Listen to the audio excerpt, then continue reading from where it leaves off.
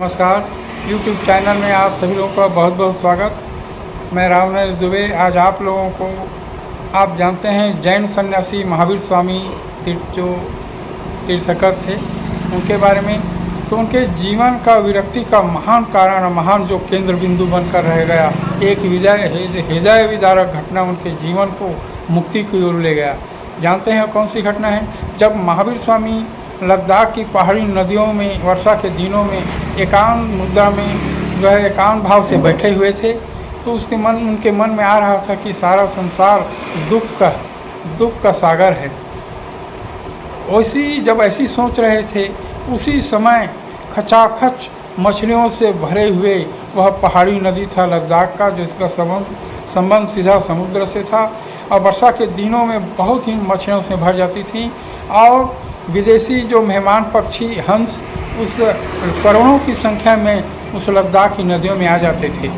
तो उसी समय एक घटना को देखा उन्होंने कि दो बच्चे, छोटे से हंस के दो बच्चे अपने माता पिता खोज रहे थे। उनके माता पिता नदी के जो है झेल में कोई कारणवश ख़त्म हो गए थे। तो जब किसी अन्य नर मादा पक्षी के पास वो पहुँचते थे अपनी माता का सहारा पाने के लिए, तो उनमें का नर और जो मादा है अपने बच्चों के सुरक्षा के भय से, जो उनका बच्चा उनके गोदी में विश्राम कर रहा था, तो उसके सुरक्षा के भय से उन मादा जो दोनों छोटों बच्चों को अपने चोंच से बहुत जोर से आघात करते थे। वो बच्चे छटपटाते हुए आगे निकल जाते थे।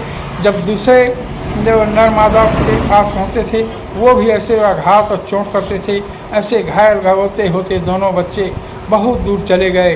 अंत में उसका एक भाई खत्म हो गया और उसकी जो बहन बची थी वो भी विलाप करते हुए छटपटाते हुए